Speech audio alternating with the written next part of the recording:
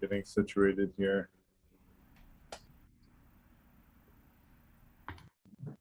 Great. It's great to have people on video. For those willing to venture video, we love to see you.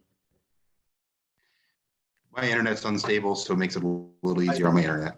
No worries. If the internet's not good and you're not going to hear us, if your video's on, then you know, hearing the conversation is more important than letting us see you. But you know, it's always fun to match names and faces.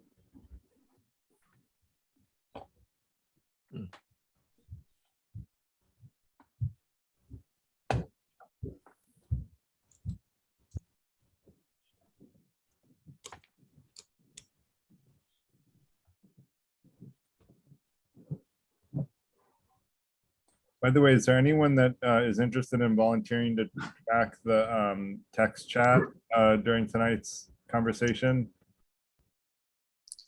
Meaning, like, if there are questions in the text chat, just to let me know, because I'm going to be like presenting and moderating, and I can't present, moderate, and read. Like, I'm just not that good a multitasker. So if anyone's willing to volunteer to like manage the text chat, I would appreciate any help that anyone can provide.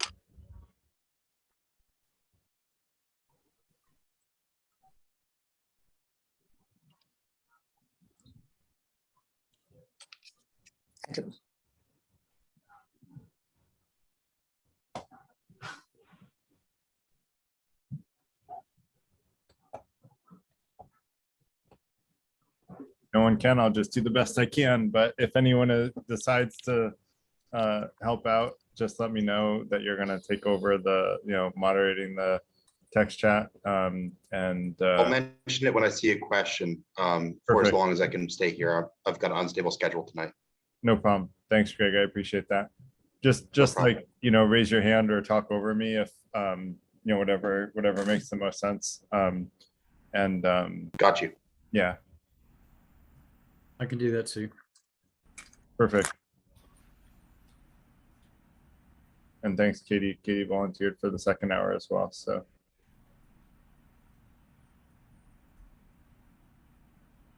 I'm going to put a little information I have on the screen, information about our not-for-profit, which is what this event is done through, and a little bit about like what we're about, which I'll give a quick intro. In one more minute, I give people a 5-minute grace period, and then we get started. So.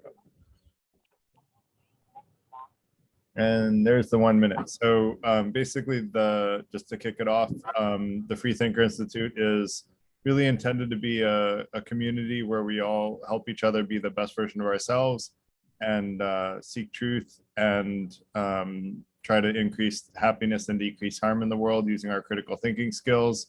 And so a lot of, what tonight's topic is very near and dear to the goals of the organization and the reason that I started it. And it's really about that there's a, what I would call a war on truth going on. And you have half of at least the US saying that the other half has fake news. And then you have the other half saying that that half has fake news. And so really, how do we discern truth, and what is true? And I'm going to focus, we had another event not too long ago where we specifically talked about news itself. And I know that was in the title, but I'm not going to be like laser focused on just news, but I'm going to talk about truth in general tonight, and how I come about, discerning fact from fiction. And then I would love this for this to be like a conversation where people can add to or criticize my perspective on how I come at truth, and then we come at a better way of coming at truth. This is kind of a meta conversation where we'll be talking about how can we come to understand what is true and what is false in the world. And so with that, I'm going to go I'm going to go into the agenda. So first, we're going to talk about 2 types of truth. And we touched on these in our conversation in the last month or two about science and religion, and how they can be compatible instead of competitive. which you can hopefully find on our YouTube channel, if not now, probably soon. And then we're going to talk about guiding principles that we should have while searching for truth. And then how do we go about gathering information to discern fact from fiction? And then how much can we trust our sources, and how do we decide which sources are trustworthy? And then ultimately, once we know all that, we want to make a decision of, what do we think is fact and what do we think is fiction? And all of this applies to news as well as other aspects of life, or anything that, someone, that you meet at a bar tells you is true. And how do you discern whether or not it is actually true? I had someone at a bar tell me that she had been to Mars, and I discerned that it was probably not true that she had been to Mars, and found that to be a very interesting conversation. She was an interesting conversation partner. But we have all kinds of things that people claim are true, and in this exciting world, the ancient Chinese curse, may you live in interesting times. We live in very interesting times. And so it's really important to think about how we come at truth. And so that's why, why I set the agenda for this tonight. And then I also want to talk about why it's important to share our beliefs. I hear a lot of people say, I don't want to talk about that, or I don't think we should talk about that. And I'm going to try to make a case that I think it's actually important to talk about those things that sometimes are uncomfortable to talk about, because we may have different opinions than the people around us. And so I'll try to make a case for that. And I'll present my answers again. I want to hear all of your answers along the way, or at the end, like whatever you prefer. Just raise your hand if you want to comment or ask a question, and we'll get to you as soon as I can stop, like find a break. Then I'll finish my sentence and then try to call on anyone that wants to talk. So with that said, two types of truth. One, I'm going to argue there are objective truths about objective reality, and those are scientifically provable truths through experimentation and logic. And then I'm going to argue there are subjective truths, which are around self-defining statements or things that we say are true about us, which is like, if I say the meaning of my life is to do good in the world, that is my subjective truth. You can't run a scientific experiment that proves me right or wrong. You can try to put me on a polygraph, but even those are not super, like they're like 85% accurate. And so, really subjective truths are not things that through experimentation you can predict with 100% certainty, because we define them for ourselves as sentient beings. And so basically, if you prefer Cheerios or cornflakes, that's a subjective truth. What are your values? Subjective truth, your life's goals. I would argue that there probably are some guidelines that we should all have as our life's goals, being the best version of ourselves and seeking truth being one of them.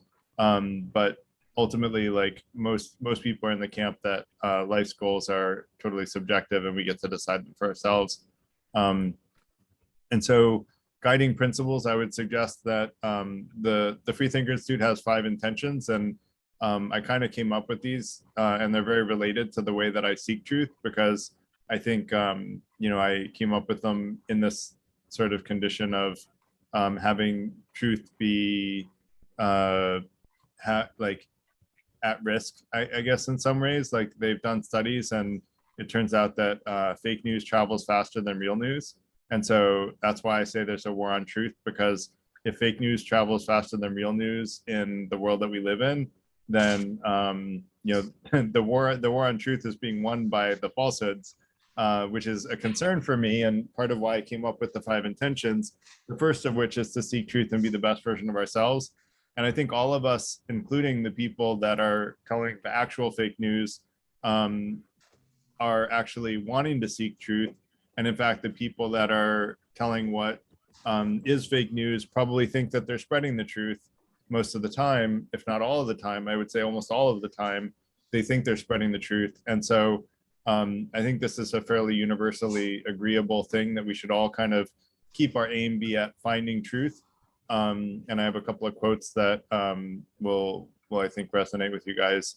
And we want to find truths that make us better people. And then we also want to have an open mind towards new truths.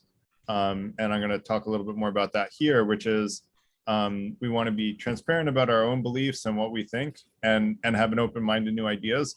Confirmation bias is really strong psychologically, and confirmation bias is just basically the natural. So Peter, yes, I am encouraging you to criticize my truth. Absolutely. I like to encourage criticism of all ideas, and for us to all use our own critical thinking skills to decide what is fact and fiction for ourselves. I learned that from the Buddha, just to say where I got that great piece of wisdom from. The Buddha himself said, never believe anything you read in your religious books or are taught by other people, or even what's taught by me, unless you believe it to be true of your own kind of judgment and critical thinking skills. He didn't use that term, but you get the idea, unless you believe it to be true. And I thought that was such good wisdom that I'm going to copy it for the rest of my life, because and I actually have adopted it into my life, and I've become much less attached to people agreeing with me since I learned that the Buddha taught that, which I think is a nice compliment to Buddhist non-attachment, is not being attached to things. And so but basically, I just want to get back to confirmation bias. Is it's basically like we will naturally filter out anything that doesn't agree with what we currently believe psychologically. This is just a way of like, we all like are constantly inundated with large amounts of information all the time, and so as a way of filtering out all the excess information, we naturally will filter out anything that doesn't agree with our pre-existing beliefs. And that's just a psychological phenomenon that is super common, and all of us really have it to some degree or another. And so I would argue we need to be really vigilant about the fact that we do have a natural tendency to do that. And so we want to consciously seek out ideas that disagree with us. And we'll talk about that this evening. But I also want to quote Arthur Martin from an 1866 Guide to Conversation. And he said, "Let your aim be to come at truth, not to conquer your opponent, so you shall never be at a loss for losing the argument and gaining a new discovery." And that kind of inspired me to come up with something that I think is maybe a more modern way of saying that, which is, don't be afraid to admit you're wrong with good judgment, because once you do, you're immediately right again. You're just more right than you were before when you were actually wrong. And so a little bit shorter is, you're only wrong when it's clear you're wrong, but you refuse to admit it. And as long as you admit when you're wrong, you're not wrong, because now you're immediately right again. So those three complementary quotes to me say we should really be focused on seeking truth and looking for ideas that disagree with us. And in fact, in my startup, when I have meetings, I will often say, this is what I think, but who disagrees with me? I always actively invite the people who disagree with me first, because there is also a psychological phenomenon, which is that they did a study of people looking at lines, and they had 7 lines in a row, I think it was. And they said, are all these lines the same length? And person number 1 said yes. Person number 2 said yes. And it went all the way through to number 7, and they all said yes. And what it turns out is that the 7th line was totally a different length. And the first 6 people were all part of the study. And the 7th person was just being tested as to whether or not they would speak up against the other 6 and say the obvious answer, which is that the 7th line was clearly much longer than the other 6 lines. And almost all the time, the 7th person did not speak up. They just agreed with the other 6 people because they had all said the same thing. And so really that's, a psychological sort of phenomenon where people will, if enough people agree with something, people will not feel comfortable disagreeing. And so I think it's really good to seek out disagreement amongst ourselves and, in our own psyche and in groups. That said, in terms of like how we gather information, and by the way, I have 3 screens here, so I'm kind of juggling between all 3. So that's why I'm looking in different corners. So first we need to distinguish if we're looking for an objective or a subjective truth.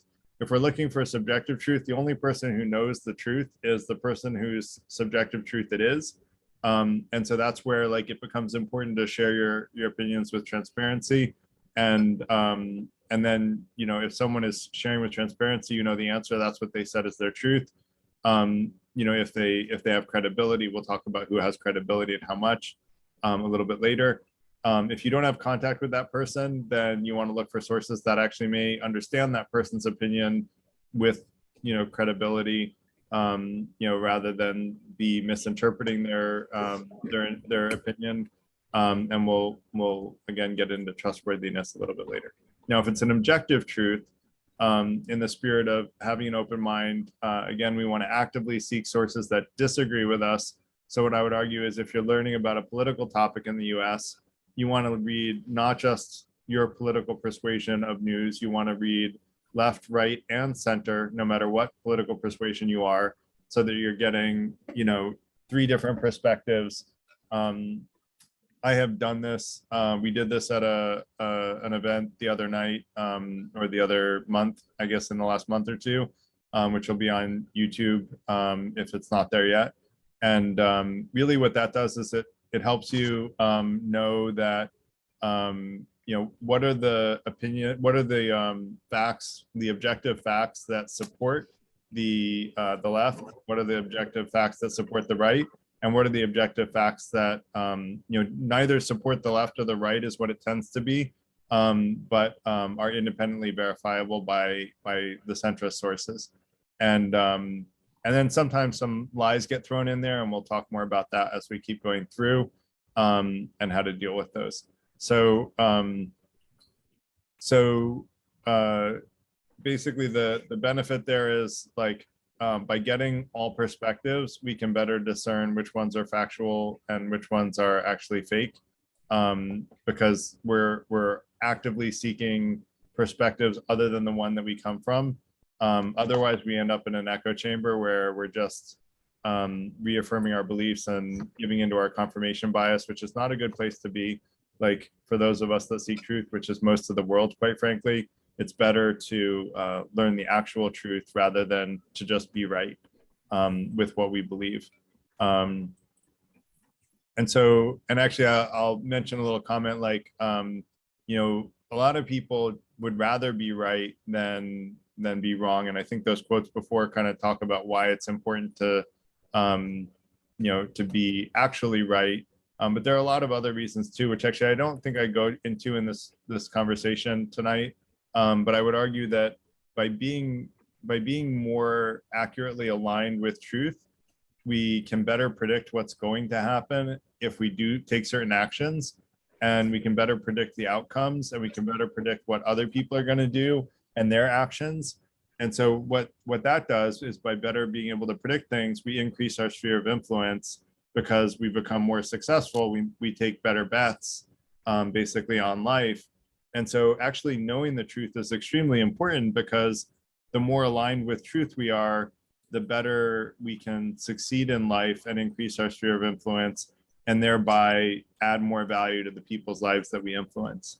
And when I say add more value, for me, that means increase happiness and decrease harm. I haven't had anyone give me a good reason that's not a good thing to strive for, so I strive for it, and that's really the goal of the Freethinker Institute, is to increase happiness and decrease harm. But I would also argue that most of the people causing harm actually think that they're doing good. And so it's this misunderstanding about what truth is that leads them in the wrong direction, which is why tonight's topic is about discerning fact from fiction and finding the truth.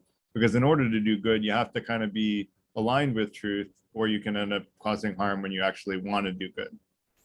So that's another reason that truth is important. So how do we decide what's fact and fiction? This is where critical thinking skills come in. This is the third intention. You know, the second being share your ideas transparently and have an open mind towards new ideas that will help you be the best version of yourself and seek truth. But now that we've gotten all the facts from left-wing news, right-wing news, centrist news, or sources, it doesn't have to be news. It could be any source. You know, it could be a blog, it could be a website. But you know, once we've gotten all of those purported facts, we want to like use our critical thinking skills, and we want to actively combat that confirmation bias, and basically look at ways to evaluate the credibility of the sources of the purported facts. And so, oh, I'm sorry, I skipped a little bit. So, first of all, I want to talk about how much can we trust our sources. And so, we just said we're looking at left, right, and centrist news. We've got a group of facts or purported facts, and now we want to say, you know, who do I trust out of these different sources that I've gotten? And what I would argue is that credibility is based on a number of factors, and I welcome people to, you know, raise their hand if they have factors that I haven't thought of here, because this is a, you know, paper on trust that I have that I want to keep adding to and making better so that I can be more helpful. And so one is that I think people that are polite and honest, and let me pull up, I think people that are polite and honest are generally more likely, you know, to be trustworthy because people who are polite and honest are generally staying in the critical thinking skills part of their brain rather than just saying emotional things that come to mind. There are three parts of the brain. There's the reptilian fight or flight brain. There's the emotional brain, which is the mammalian brain. And then there's the critical thinking skills part of the brain, which is the most recent evolution, which is which is the critical thinking skills part, the cerebrum. Greg, did you have a question?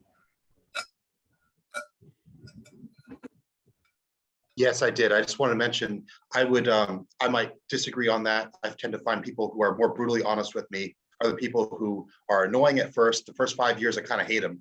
And then over time, they're my best friends because they're the ones who are willing to speak up when I'm wrong. Right. I think, so notice I say polite and honest. Honest is potentially more important than polite there. But let me walk through a little bit of game theory of like polite and honest, because I agree with you. The people who are always polite but not necessarily honest are not trustworthy, because people who are polite, let me start with, if they're honest and not polite, you may consider them people who are not honest and not polite are the least trustworthy because they don't value either the truth or personal development. People who are so polite that they're not honest makes them less trustworthy. They're the second least trustworthy group because they value personal development, but they don't value truth. So you can't trust them to be honest with you. You go to a party and you have something on your chin, they're not going to tell you, right? They're just going to be polite. And those are not the ones that you want to bring with you to a party, because if you have something on your chin, you don't want to walk around with it all night. And how embarrassing is that? So exactly, or your fly is open. Exactly. So, you know, honest, those are the second least trustworthy people. Then we get into the slightly more trustworthy people, the people who are brutally honest, but not really that polite. You can trust what they say about you, but you should be less trustworthy that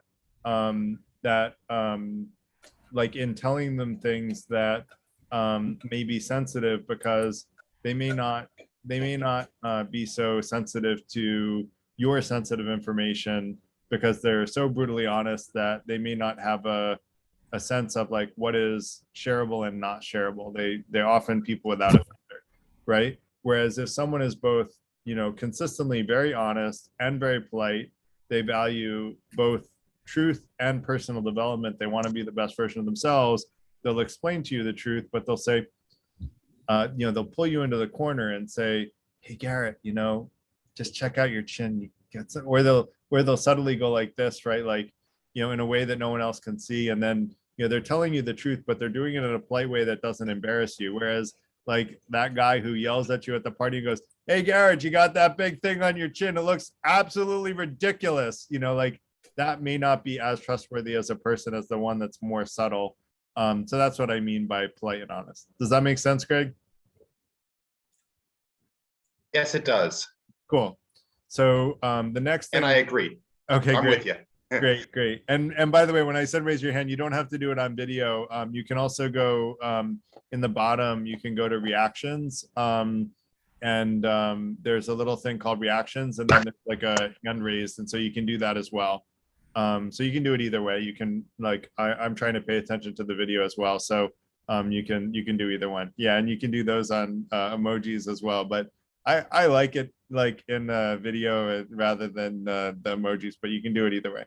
So the next thing is people who make logical arguments, right? If someone makes assumptions that everybody can agree with, and they use logical rules of inference to go from those assumptions that we can all agree with, which are generally called axioms, then they prove what they're trying to say with like clearly almost uncontestable assumptions, and rules of inference that are really logical. Then that's a pretty high level of credibility, right? Not many people get to that level of argument, but I'd argue like people who can defend themselves logically in that way are far more credible than someone that can't. And if you ask enough questions to someone that try to get to that level of, what are your assumptions and what are your logical rules of inference, you can discern whether or not they have a good argument at that level. And if they do, that's a pretty defensible thing. That creates a high level of trust for me. So someone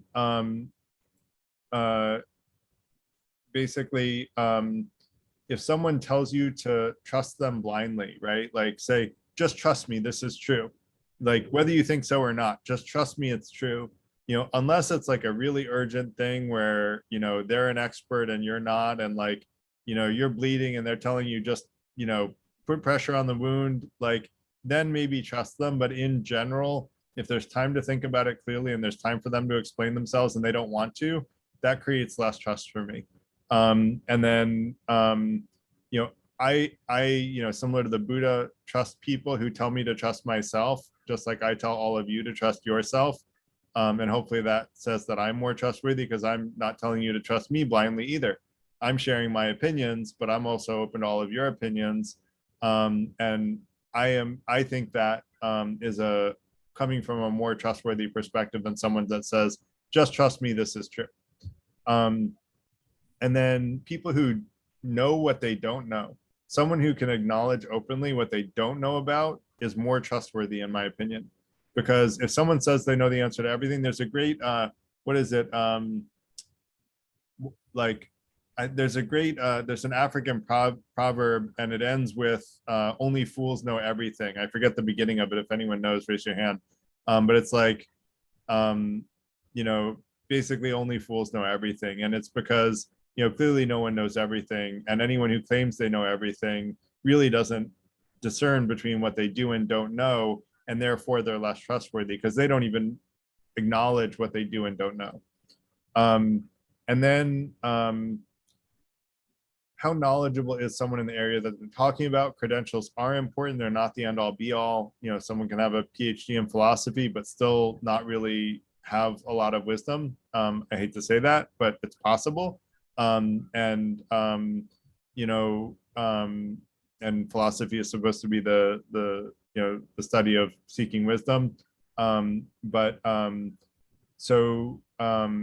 think having credibility, if you're dealing with a medical situation, asking a physician, you're usually better off than asking a non-physician.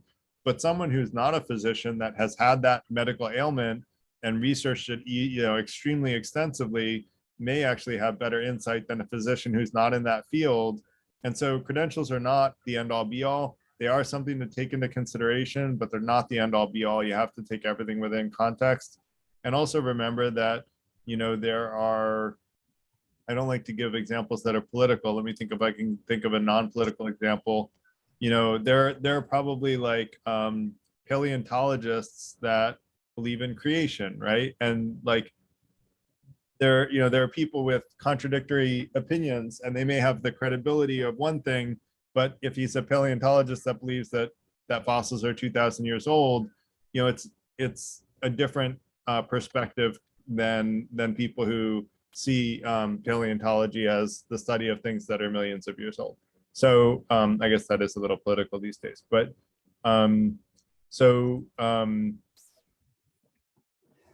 do people say things in their best interest? I would argue that if someone says things that are not in their best interest, that's a high level of credibility, right? If you have a financial advisor that says, look, I can charge you X, but actually you can just invest on your own and do this strategy and do really well yourself, like that's not in their best interest, right? And so I'm going to have a high level of trust that they're probably, they're probably trying to help me out, unless they're trying to sink my financial assets and then hire me, get me to join them as a client. But generally, if someone says something that's not in their best interest or not in line with their paradigm, meaning you have a left-wing person give you something that aligns with right-wing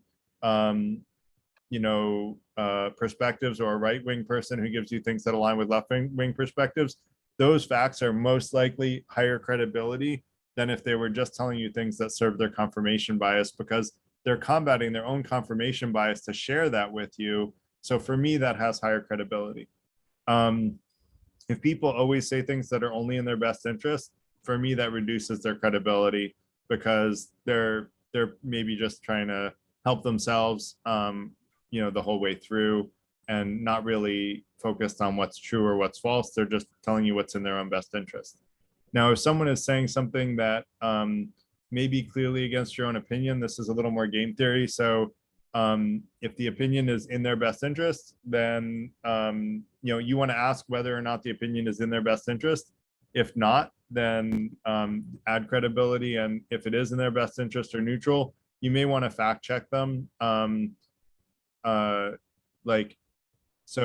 Because if they're saying something that doesn't agree with your current opinion, that's when you now have a conflict, right? I believe X, and this person is telling me something that would prove me wrong. Then I'm going to research further and try to find objective sources that either agree with or disagree with the perspective that they're putting forth.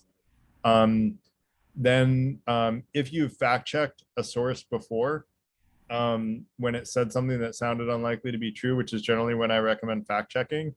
The reason, by the way, that fake news travels faster than real news, I'm pretty sure that this is scientifically validated, but this is at least my hypothesis, is that something sounds so incredible that, oh my God, how could this possibly be, oh my God, this is incredible. This is an affront to, to truth. We need to, this is like a horrible, horrible thing that's happening, and I need to share with everybody right away. And people just instinctively go, oh my God, this is such a big deal that I need to share it right away, without saying, maybe I should fact check this and see whether or not an objective source will agree with this. And so I would argue that we do need to fact check those things. And we need, when something sounds outrageous, we need to check whether or not it's independently verifiable by anyone that doesn't have a motive in their own interest to say that thing. And if so, when we fact check them, then they have more credibility, right? If they say something outrageous and it fact checks out to be true, then that person has more credibility. If someone says something outrageous and I fact check them and they turn out to be false, which has happened with, I won't say which news source, but one news source that I've seen say a lot of outrageous stuff, I fact checked it, and pretty much every time I fact check it at outrageous facts, they all turn out to be not able to be validated by anyone but people with that same political bias.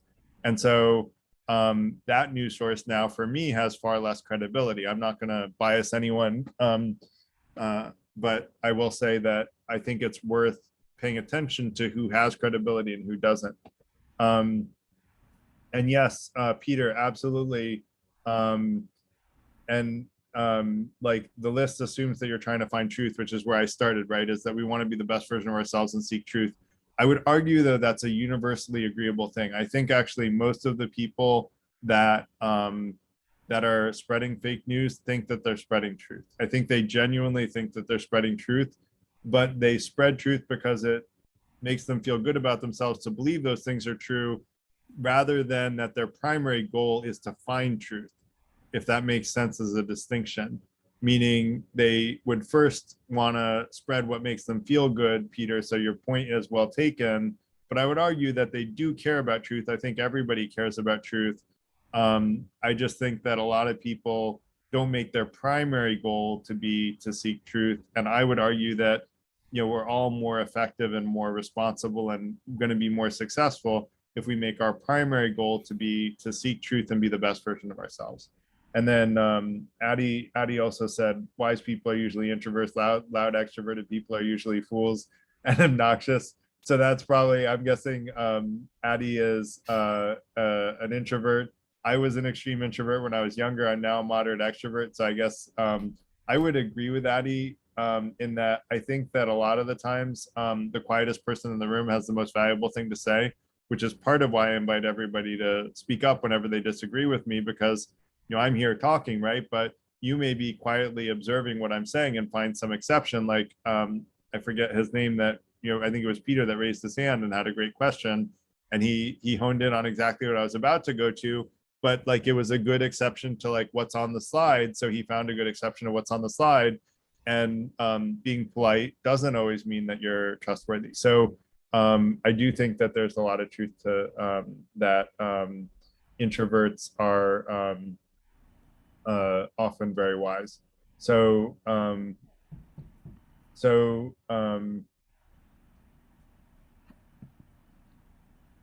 so then let's go to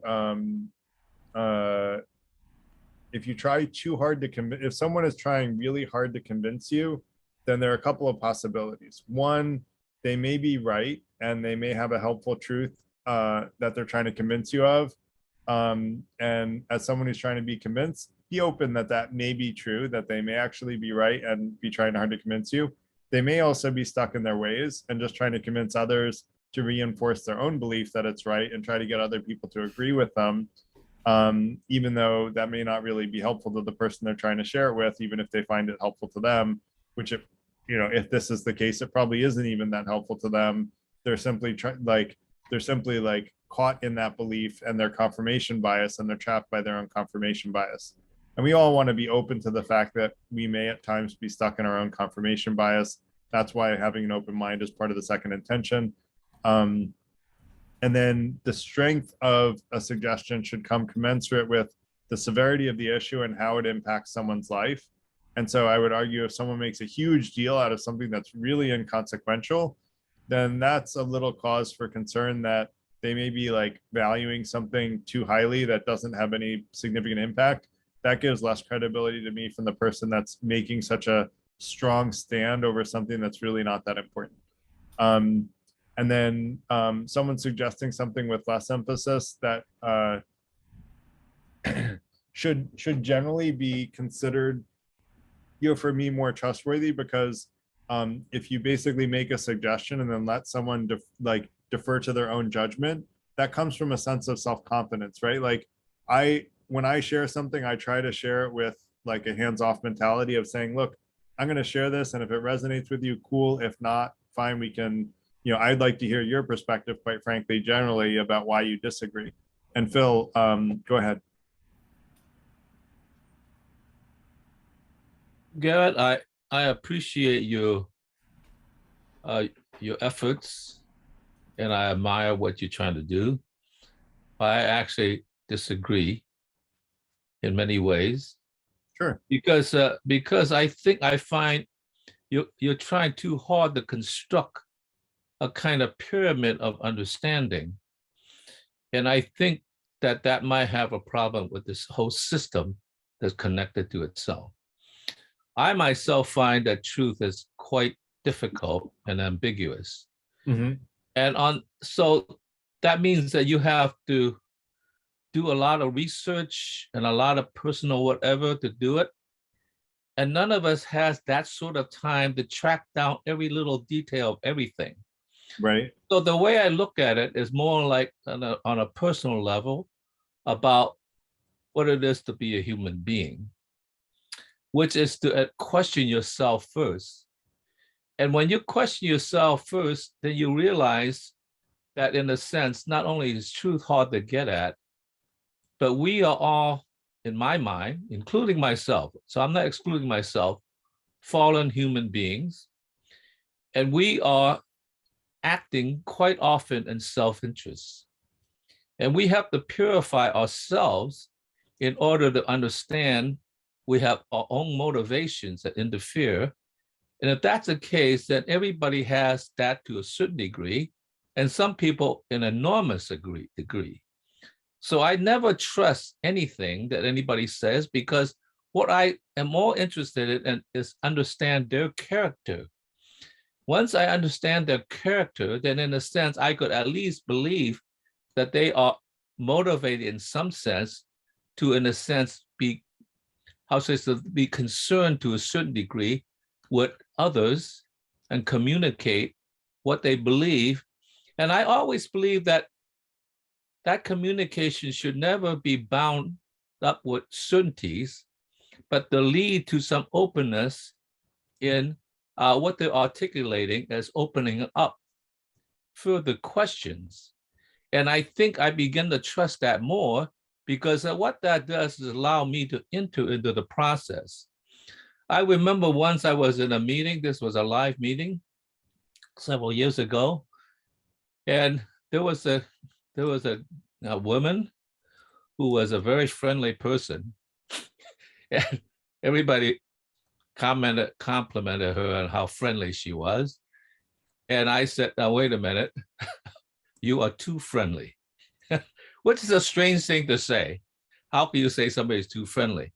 The reason is that I suspect that when somebody is too friendly, they are already edging in some way, in a sense, conduct a relationship that already is jamming my ability to create a certain amount of distance so that I could make a judgment on my own. And that takes time. And time will allow me to evaluate her character without some interference, and then make a judgment of how that is. And so the first thing you have to do is judge your own character and become committed to, as best you could. You could never quite achieve that, as best you could, to be straight with yourself and to be as straight as you can with others. And therefore, you could begin to understand other people's character and the motivations. And that's where I begin to come up. And therefore, I do not have to, in a sense, articulate every structure of what they say, whether that's true or not, because I know that they speak with a certain amount of, at least a commitment to at least try to create the truth. Like I said, to couch it in a degree of ambiguity, so there is room for me to make a judgment. So that's the way I approach it, rather than a structure that if I follow A to B to C to D to E to F, I will get it straight. I think that is like too difficult. And I think that in some sense, if there's a breakdown in any one of those steps, then in a sense, the whole system collapses. And so you have to develop a core, and that core begins with care for yourself, and a degree of care for others. You can never get that totally straight, because you always care for yourself to a certain degree more than others. But you try to make that as clear as possible, because you want to criticize yourself. And if you don't criticize yourself, then in a sense, the whole thing also collapses, because you do not have the right to criticize others. So Phil, it's interesting. You said you disagreed with me, but everything you said totally agreed from what I heard with everything that I've said so far, with the exception of you clarified that you think that too structured of an approach is not good. And I agree with you there. What I'm trying to do is provide a logical set of rules. Now, I haven't said how much weight to give to each one of these things. I do try to force rank prioritize things. And so everything is kind of force rank prioritized naturally because I do that. But I don't think that it's it's not a simple follow the rules and you always come to the right answer. So I agree with you there, Phil. But I think everything else that you said, like, agreed with, and really you even reiterated a lot of the same points that I made from my perspective, from what I heard from you, which is, understanding their character, right? All of this is about understanding someone's character. And so once you understand their character, you know how credible of a source they are. And so, I think we agree largely. It's just a matter of acknowledging that, these are not simple rules that you will follow and therefore get it right 100% of the time. We have to always acknowledge, and I have a paper on epistemology, and what I say is that I'm 99% sure that you can't know anything with 100% certainty. And that's why we should always keep our mind open to new truths that could prove our current beliefs wrong, and be so vigilant about confirmation bias. Does that make sense, Phil? Yes, but I will add. I will add one thing. Sure. In the old days, and that wasn't that long ago, we could have these truth in relationships because we actually meet these people every day. We confront them. We become familiar enough to judge a character. But in the age of internet, we can never really have a total connection to the character because they are actually in a meme that we don't totally understand. And that's one of the reasons why the truth context is falls apart, because you can't really trust something that's mediated by a media, and all sorts of things could happen. Yeah, I mean, the world is definitely more complicated now than it was 100 years ago, and more complicated then than it was 200 years before that. So agree with that. Robert, I want to let you go. Thanks. Yeah, I think I had some similar ideas to what Phil was saying. I think one thing that can be really important is the relationship. So a lot of times trust is earned, right? So it's not as, I think this list could definitely apply to someone like a new source of information. But I think if you already have like a history or a relationship, then that can play a big part into it too. So because yeah, like I think also what I'm trying to figure out with the list is like, are there any common themes? And you said it, like trying to understand the credibility, right? Yeah. Trying to understand the person. Yeah. So I think that could be a good way maybe to summarize it, where like understanding the source of the information and understanding, trying to figure out the reason why they're giving that information. Totally. And a couple of these things talk about that, right? Is, are they giving information that's in their own best interest, or is it against their own best interest, and that increases or decreases credibility because of that? So agreed.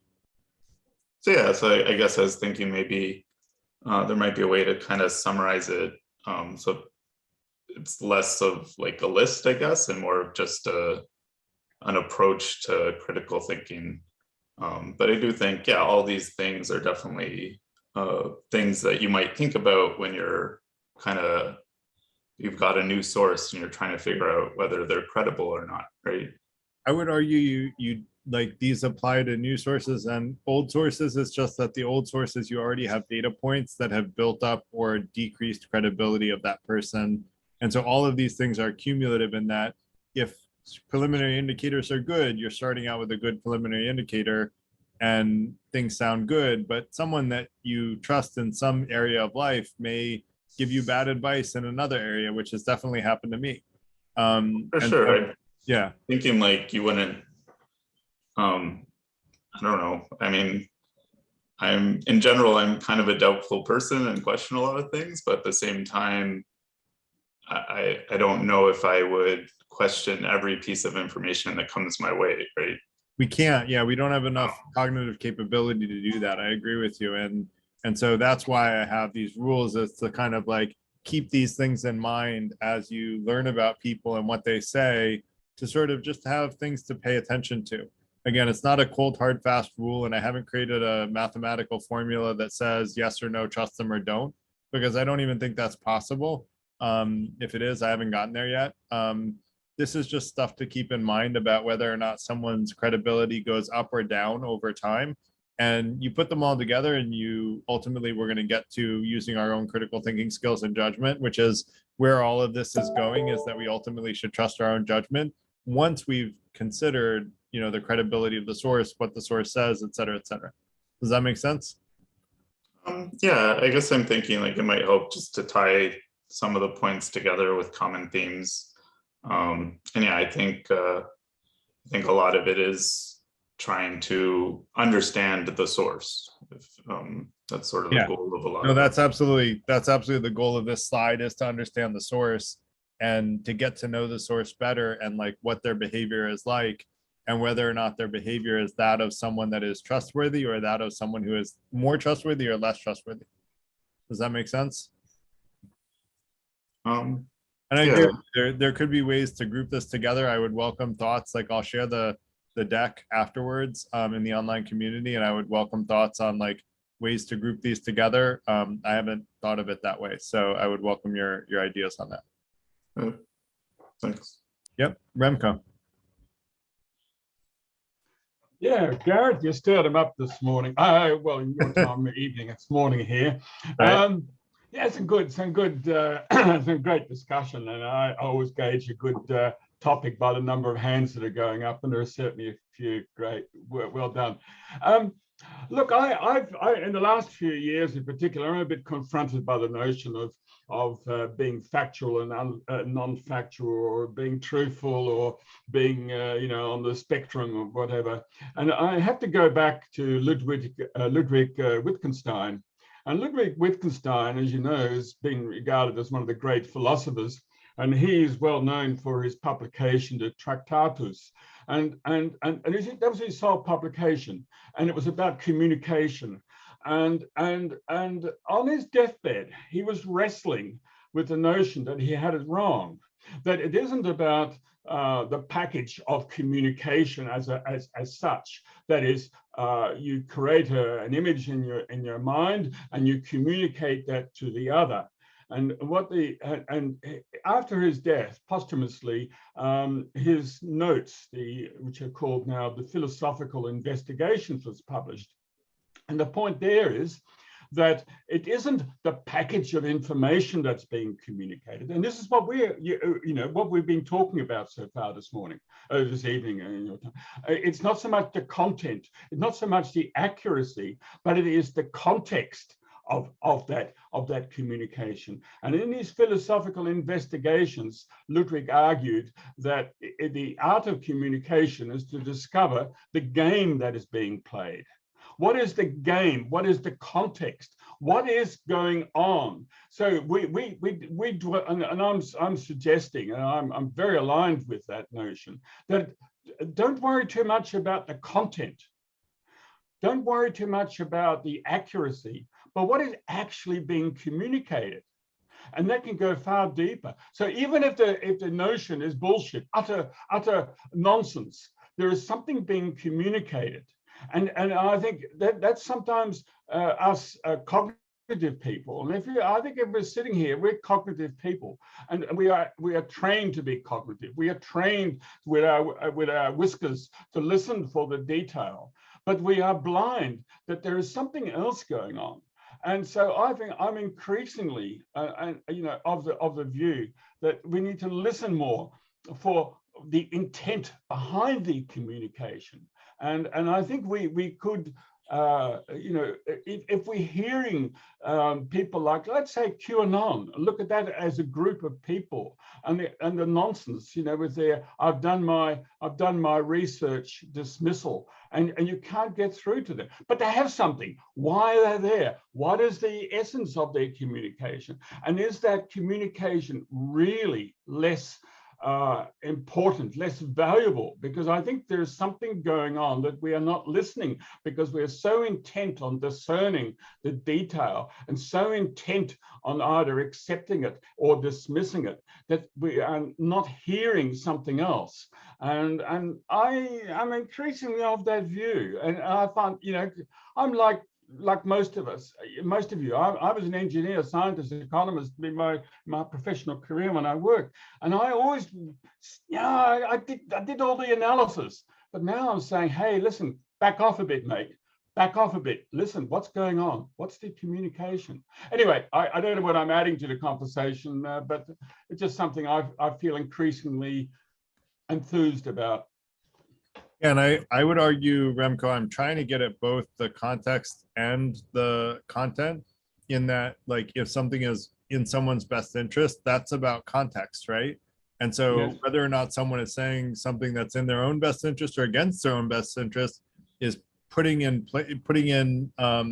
is taking into account the context. And so I think I agree with you 100%. It should be both.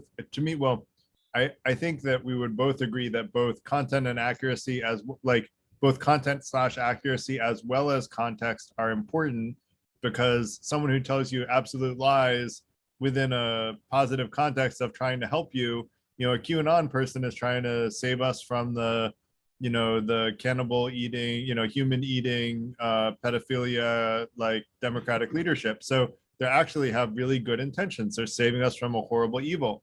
And yet maybe that's a very unlikely, we have a very conservative set of judges, and it's theoretically possible that someone would bring a lawsuit against someone for being a cannibal pedophile and actually win in a conservative set of courts, if that were the case. And so, theoretically, following all the things that we've talked about tonight, one could argue that it is improbable that that purported truth is actually true, whereas the context of the person giving it, and now I'm getting political, but you see what I'm saying is I think we're trying to take into account both context as well as content. That said, do you have anything else you wanted to add to that, Remco? No, I'm just running a flag up and saying, listen, don't be too intent on a cognitive approach to communications. And I think your points are, lovely, shows a lot of thinking that you've made, but I'm concerned that we'll engage in too much and be blind to the underlying issues. And so, for example, I look at QAnon. Are they screaming for something? Are they aware that they are unable to communicate in their way? Let's say disparities.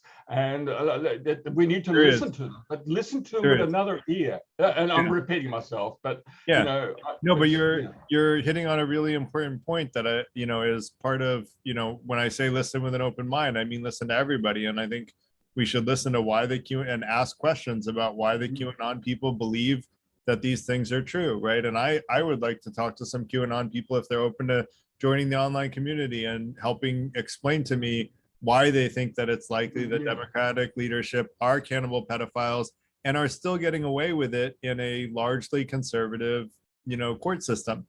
And I don't understand how they can reconcile that. And so I would love to know. And I think it's really important we listen to people with an open mind that have different opinions. And that's one that, differs from mine. So that said, Michael, I want to let you go. Yeah, Gary, thank you for choosing this topic. It's really an important one and interesting. And I actually agree with most of your recommendations and try to follow most of them. But I see them like heuristics. So they don't guarantee exactly that they work each and every time, but on average, they're useful. But I have a couple of practical issues, and I'm curious if someone can suggest the workarounds for this issue. Yeah. So one is that what Phil already mentioned. So it would be nice if we could easily differentiate between facts and fictions. Between what? But sorry, say that again. Between what? Facts and fiction. Right. And there is a huge gray area between them. And even if you look at hard sciences like physics, and I'm a physicist by education, and there are competing theories which all are supported by facts, but they're different. And you don't know how long you have to wait until it will be established that one of the theories is correct, or maybe they all are at the end. But okay, science is science. So in science, we can wait until we have more evidence and we learn more. But in politics, we often still have to rely on some evidence, scientific evidence, I would say, from biology, from social sciences, sometimes from engineering, from climate science, and so on. And the evidence is just not here. So take the situation with COVID-19, for instance. We are co-evolving with this virus. We are always learning and we are always behind. So we need to know now what to do. I still cannot decide for myself. should I get a booster or not, or wait for longer? Because the information is not there, or whatever is there, it's conflicting, it's not conclusive. But politicians cannot afford, like physicists, to wait until another Large Hadron Collider will be built and settle the score between competing theories, right? So they have to make decisions now. And we also have to make decisions now for ourselves. That's, I see as a big problem. It's not a theoretical problem, it's a practical problem. And also, if you try to find the evidence related to, like, support different political points of view, and you take statistics, you take economical data and so on, and you can find the data supporting very different opinions. Even if you find conclusive data, but often the data is not conclusive. But again, you have to make your choice based on not conclusive or controversial data. And that's a big problem to me. And it's, I would say, even a personal problem. It's not a problem about, say, my intentions. So suppose that I don't have bad intentions. But even if I have good intentions, but I don't have enough data and don't have a reliable way to find out whether what I'm going to do will be useful or maybe it will be harmful. And it happened in the past that what I did that I believed was useful, but at the end it was not. I'm curious about your opinions about this conundrum involving insufficient or inconclusive data, or just not enough time to wait until the data become conclusive. Yes. Go ahead. And just a last remark that also this applies to, like, your personal work. So, well, you are writing something, not writing, you are reading something, say, on the web about the issue that you want to learn more, but you don't have time really to do all this. And if I'm reading a paper on a branch of physics which is not in my area of expertise, I just have to trust it. I don't have expertise to check everything. So that's another side of the same issue, basically. That you have to make decisions when you don't have enough information and enough time. Yeah, and I agree with you. Like, sometimes we have to make decisions with incomplete data. In fact, very rarely do we actually have all the complete data we need. And my paper on epistemology basically apparently most closely aligns with Bayesian epistemology, which is essentially, based on how important something is, do more research if it's more important to you, and then come to a conclusion of what is the most likely thing to be true, and then go under the assumption that that's true until further evidence presents itself that it's no longer true, and be open to that possibility. And so that's kind of the way that I approach finding the truth, is what's the most likely thing to be true? Again, like, is it possible that all Democratic leaders are cannibal pedophiles? Sure, theoretically, like, unicorns could exist in Australia too. Like, that's theoretically possible. I haven't definitively proven that they don't, but I find it very unlikely to believe that conservative courts with lots of, conservatives that would throw those lawsuits out there if they were doing those things would find them not guilty. And so I find it far more likely that Democratic leadership are not cannibal pedophiles. And so, and I don't mean to hone in too much on that, but sure, we often have inconclusive data, Michael, but we should make the best decision we can with the data that we have and that we can gather.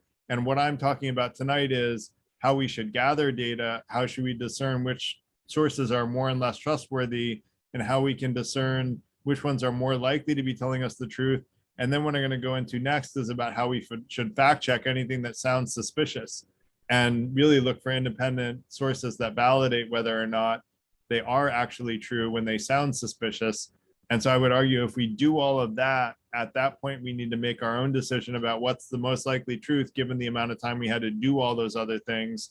And we all have to pick and choose how much time we want to spend on different things. Now, COVID-19, like, different people at different age groups have different risk levels. And because of that, people who are older should probably spend more time gathering the facts than people who are younger and at far less of a risk. But you gave me a topic for, I'm going to add COVID-19 to vaccinate and booster or not to at the next possible opportunity, because I think that's really top of mind for a lot of people. And I think it's an important thing to discuss. So I'm going to add that as a topic, Michael, and thanks for bringing it up. And I hope that addresses what you brought up. Anything else that I missed, Michael, or can we go to Benjamin? No, but I just want to hear maybe what others think about this. Because yes, you what you said, of course, it makes sense, but cool. It's still not fully addresses this problem. Yeah, and I acknowledge I'm not giving a definitive recipe for 100% accurately discerning fact from fiction. Anyone that tells you they are doing that is absolutely, in my opinion, lying, right? Because there is no absolute foolproof way of discerning fact from fiction. In fact, I would argue that I can logically prove such a thing just doesn't exist, but I'm pretty sure I can prove that. But that said, I'll just tell you that I don't know how to do it, and I'm not claiming that I do know how to do it. All I'm doing is trying to help people more accurately vet whether or not things that they hear are more likely to be true or less likely to be true, and giving them factors to weigh and think about when they're discerning what is fact and what is fiction. So that's what I'm trying to do, is help augment people's critical thinking skills to enhance their critical thinking skills so that they can think more critically with a more open mind towards with an effort to seek truth. And by the way, quickly about critical thinking skills. So there are people who believe that we have to teach our students, our kids, to develop this critical thinking at school. Yeah, I think that's really important. And, that's a core part of the Freethinker Institute, is to teach people how to hone their critical thinking skills, which is exactly the topic for tonight. Is I'm trying to offer advice that I hope will help everybody improve, at least to some marginal degree, if not a large degree, for some people, their critical thinking skills. And that's really the goal. I'm not trying to tell people what conclusion to come to. I'm just trying to help people come to have better critical thinking skills so they can more accurately discern fact from fiction. And yes, this sounds about right, but the problem is that your critical thinking depends on what you know, what you can know, what you learned. And if you learn too little, it's pretty much useless or maybe even harmful. Like someone suggested in the chat that if you live in Russia and you are trying to fact check the Russian propaganda, you will get probably further from truth, not close. Well, you have to use your own judgment about what is how much to speak up and when to speak up, and we all have to do that, right? I think Russia's maybe not even the right example. Use North Korea, right? You might think that Kim Jong-un is a terrible leader, but you don't go around to the nearest policeman and say that in North Korea, or you're going to be sentenced to hard labor at best or shot on sight at worst. And maybe shot on sight is actually better than sentenced to hard labor. I don't know, but we all have to. Part of your critical thinking skill is knowing when to speak up and when not to speak up, and how much, and how to organize before you do speak up so that you're not a lone voice speaking up. So all of that is a part of critical thinking skills, but we're getting into kind of extreme, scenarios, and I'd rather stick to sort of the things that affect most of the people that are attending tonight, if we can. That said, I want to go to Benjamin. I just had a quick point. I noticed you have number 8 there, which says say things not in their best interest. And I thought that this was lower in the list than it should be. and it's kind of in a phrased in a kind of confusing way, but I would put that at number one, because you can have someone who is, for example, come into your door to sell you knives, and they're going to be very polite and honest. And you can even, if you don't know what kind of knife they're selling, it can be very logical. They tell you they have the best kind of knife. They have the most popular knife, but you have to follow the money and see how they're benefiting. So that should be more important than anything else. Yeah, I agree with you, Benjamin. I think that's a great point. I'm going to switch that around in the presentation, because I think if someone says something not in their best interest, that should be the biggest indicator of trust, right? Because it's not in their best interest, and they're still telling you, right? If the guy that's coming to sell you knives goes, look, these knives might not keep a great edge, but they have lots of other great attributes. All right, cool. Like, I trust him that they don't keep a great edge, right? He wouldn't tell me that if it weren't true. And hopefully, hopefully that's not true about the knives that he's selling, but at least if he tells you that, he was honest, right? And I almost want to buy the knives from someone, and I probably wouldn't buy them, but I agree with you is what I'm trying to say. Michael, you still have your hand up. I think we're going to let Marty go next, but Michael, if you can put your hand down just so that it can go to the next person. Marty, did you want to ask a question? Sorry, I forgot to do this. No problem, Michael. Am I? Yeah, you're on. Yes. Okay, I have very low eyesight, so I think that something that might help all of us are the book club here in the Phoenix area, Humanist Society of Greater Phoenix. Book club, one of them, is Tackling Behave by Robert Sapolsky, Human Behavioral Biology. Mm-hmm. And I mean, it's a very difficult book, and human, mostly brain we're talking, and what affects how we think,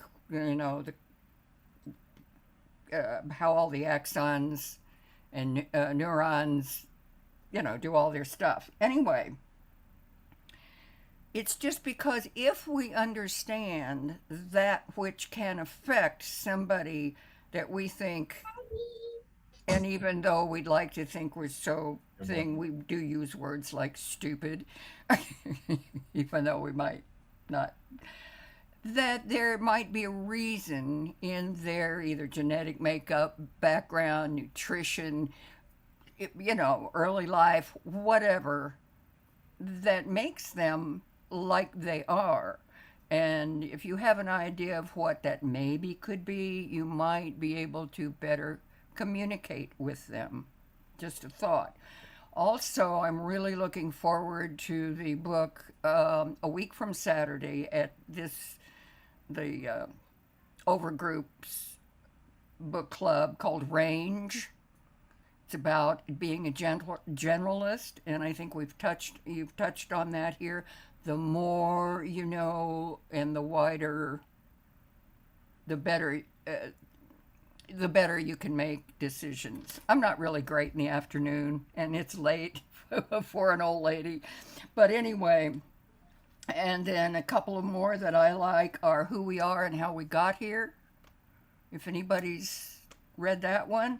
And another one that kind of fits in, that gives background to maybe the human condition, is The Dawn of Everything. I have a couple of more, but there was an article that I have not read in the New York Times on the group that came up with the pizza basement cannibal pedophiles.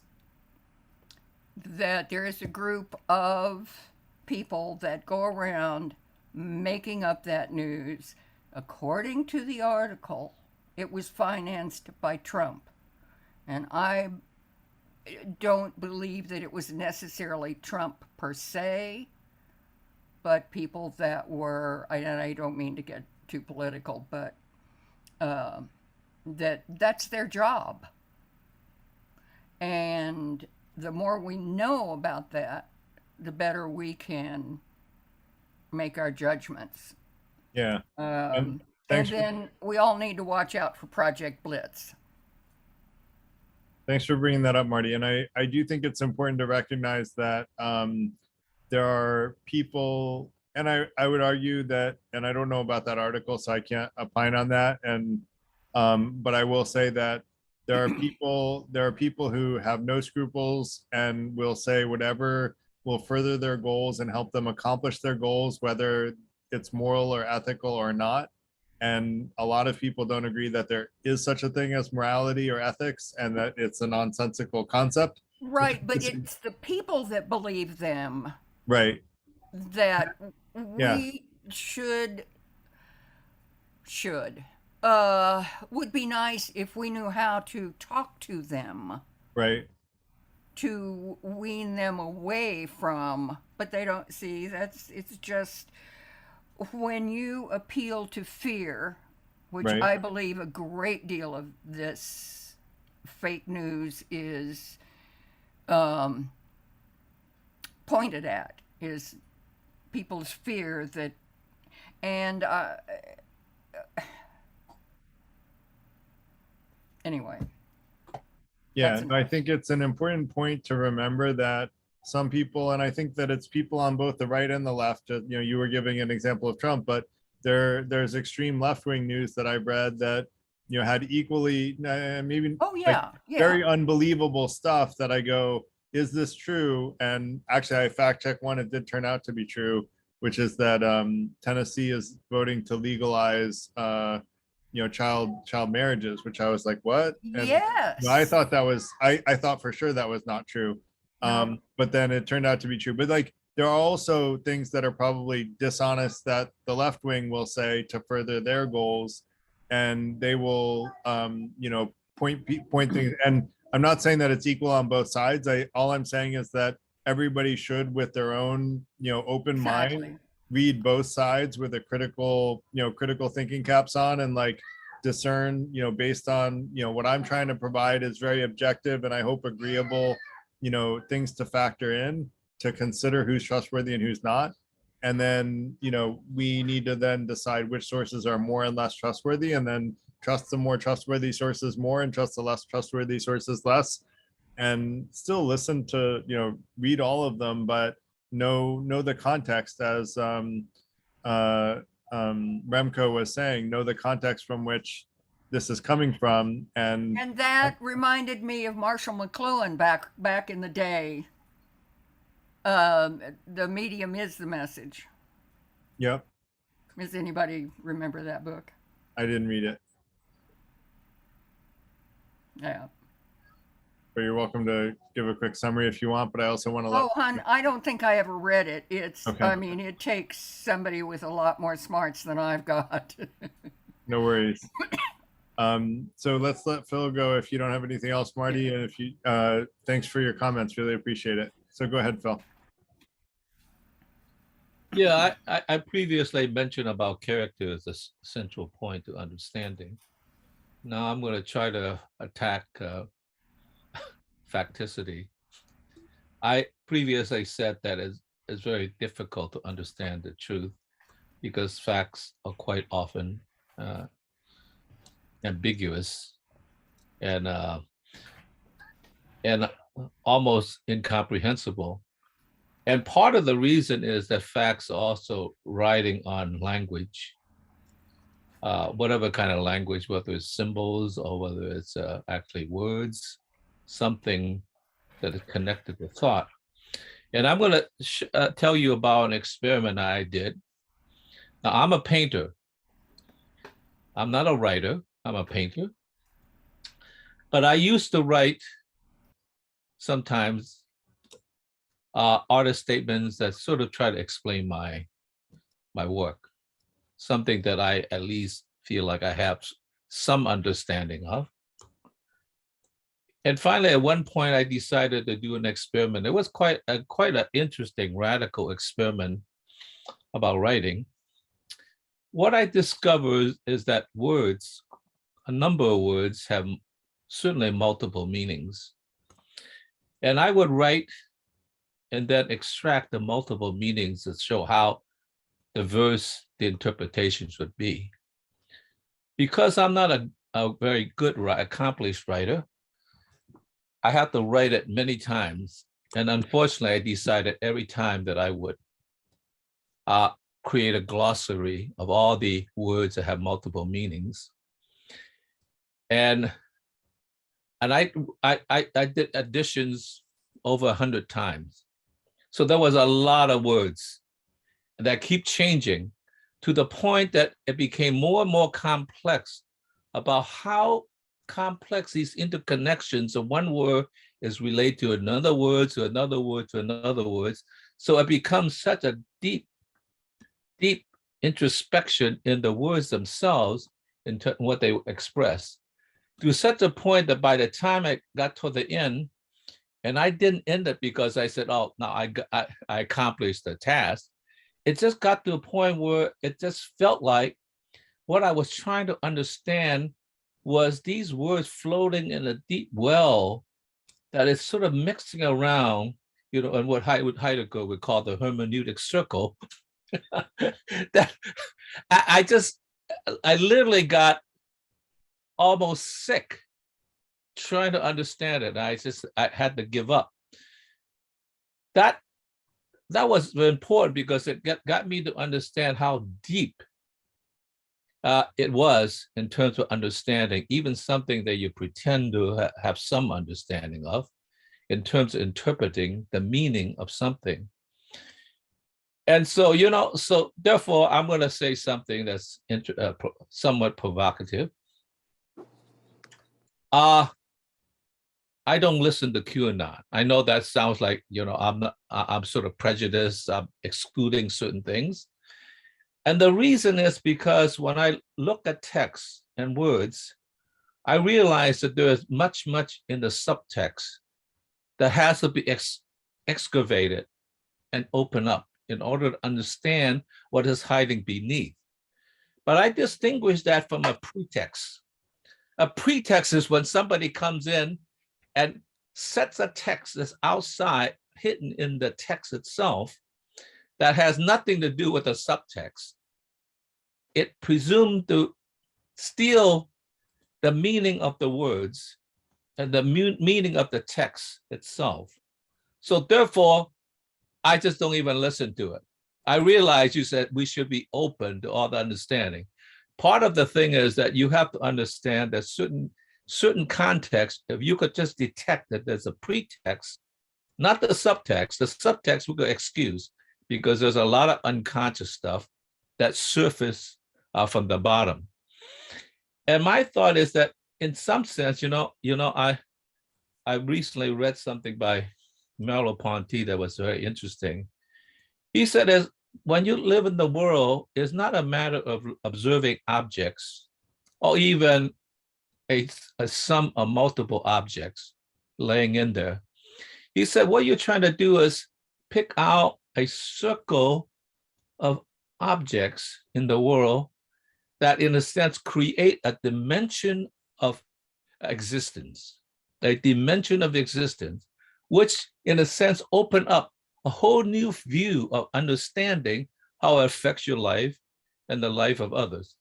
A dimension of existence allows for the subtext that allows you to open up, what I guess Heidegger would call declaring to understand things in a different way. And I think that's a very, very important thing, that seeing the text as merely a bunch of words that you extract the meaning from, rather than opening up a dimension of existence. We all live in the world in order to exist and give meaning to our life. And open up this dimension of existence is the dimension of meaning. And I think that this is the way we should look at facticity and words and how to interpret it in this circle of understanding that opens up possibilities of our existence. That's what I got to say. Great, thanks. So just to clarify, so you said there's a lot of subjectivity and truth, and then you gave an example of you describing your art. I would argue your description of art is a subjective truth, which you're the only one that can define. No one can define that for you. and you can only articulate it in the way that you can, and you could have a conversation with someone where you can better articulate it, but trying to do it just in words may not do it justice, and Yeah. that's all fair. But I would argue whether Earth is flat or an oblate spheroid is an objective fact. It's not very ambiguous. It's very clear. And there's a clear right and wrong answer. Same thing of whether or not an individual, a single individual should get a COVID-19 vaccine or not. I would argue for any given individual, there is a generally a strong indicator of whether or not it's right or wrong for them. It's an objectively, good risk or a bad risk to take for an individual, a given individual. Now, that said, as far as QAnon, I wasn't saying that everybody has to be open that QAnon is right. What I'm saying is we should all listen to people who believe that QAnon is right with an open mind to understand why do they believe what they believe. And, listen with an open mind and with compassion to understand why have they come to that conclusion. And so I think that it's really important. And I really love the saying we have 2 ears and one mouth, and we should be listening twice as much as we talk. I'm talking a lot tonight, but that's because I'm hosting. But in general, I think it's really a forgotten skill in this world to listen more to other people. And I think we all need to do more listening. And if there's anything that I learned from the last 10 or 15 years, it's that I need to listen more and talk less. That said, I do, Marty, by the way, you still have your hand up. I do want to let Human go. And I apologize if I'm pronouncing your name wrong. Good to see you again. Hi. Oh, Human, how are you? Human, do you want to go ahead? Yes. Hello to everyone. I'm very happy to be here. I got a question for you, Garrett. So in my view, the best way to reach the truth is to negate the untruth. So, but what is untruth? In my view, untruth is some errors which happen during the perception of the world. As we are not really able to perceive the world properly through our senses, there are some contradictions between thought and experience because we don't have any unmediated window to reality. So these contradictions between thought and experience, the only we can just try to resolve them, and that's the only way to reach the truth. One way to resolve these contradictions is to constantly change our perspective. I mean, looking at a reality from different perspectives. And here is the point you mentioned, learning. If you want to learn a political topic in US, you should read left, right, and centrist. This is actually an attempt to change your perspective to reach the truth. But do you think, I mean, for me as a humanities student, it's fun to check all of these sources to read left, right, and centrist. But what about, I mean, regular people who are not into humanities or philosophy? Do they have time or interest to check all of these sources, to read all of these sources to reach the truth? That's my question. That's it. Great, thanks. So you said the best way to arrive at truth is to negate the untruth. And I would argue, and you mentioned the limitations of perceiving through the senses, but I would argue the only way that we can even negate the untruth is through the senses and what we've learned through the senses, because even our a priori knowledge, we learned through the senses in the first place anyway. So I totally hear what you're saying. And like, I don't claim that we have direct contact with objective reality. We all have our own subjective view. But when all of us have observed that Earth is an oblate spheroid, I'm going to believe that that is objective truth and that all of our senses are lining up, except for 300,000 Americans who think that Earth is flat. They haven't shown me pictures of the edge of the Earth. When they do, I'll actually start. And I'll watch. If they want to send me a photo of it, I'll watch it, and they can come to the online community and share it with me.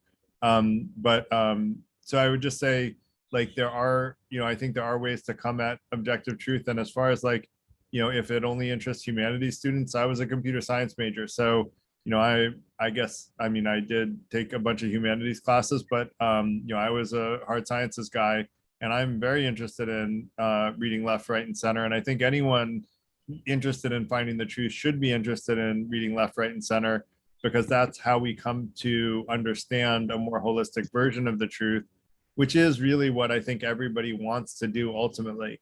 I think a lot of us fall prey to confirmation bias and say we don't have enough time to do that. But I'd argue over the important topics, we don't have enough time to make mistakes. And actually, we should make the time to find the truth more accurately. And so that's part of what I'm arguing for tonight, is that for the important subjects, we really need to do the right research to come to a better conclusion on what the truth is. With that said, Human, if you had anything else you wanted to add, feel free. Otherwise, I want to let Christina. No, just I noticed that there are a lot of arguments here over climate change, and so I mean these people are busy people. I mean, they have their own businesses and they're working. So my question is, do they have time to research deeply on climate change to reach a conclusion? It's a big problem, and here is actually the point that we rely on media when we don't have time and interest in investigating subject matter like climate change. We just believe everything what media is telling. That's the problem, because we don't have time. I mean, a researcher in humanities or climate change or environmental fields has time to do that. But what about we are regular people? I mean, people who are not into those fields. It's a big problem, Yeah, no, I get it. And I think that, it's very possible to get a good understanding of subjects that even we're not experts in, right? You don't need to be an expert in a field to get a general understanding of it. And I like the quote, I think it was Einstein that said, if you don't understand something well enough to explain it to a 6-year-old, you don't really understand it that well at all. Something like that, I'm paraphrasing, but I'd argue everything can be explained in a way that all of us can understand if it's explained by someone who really understands the subject matter well. And I think that we do too much deferring to people who are authorities without asking them to explain why they think what they think. And so I think it's important that we expect people to explain in a logical, coherent way why they have a good reason for believing as they do. And, I do think we have to rely on experts, and, that's why, having people, one of the things that I mentioned here is about expertise. And so that is important. Like if someone is a doctor, you're going to trust them about medical issues more than the average person. But, that's not a cold, hard, fast rule. I don't think there are any cold, hard, fast rules in seeking truth. I'm just trying to give guidelines and things to think about. With that said, Christina, let me let you go.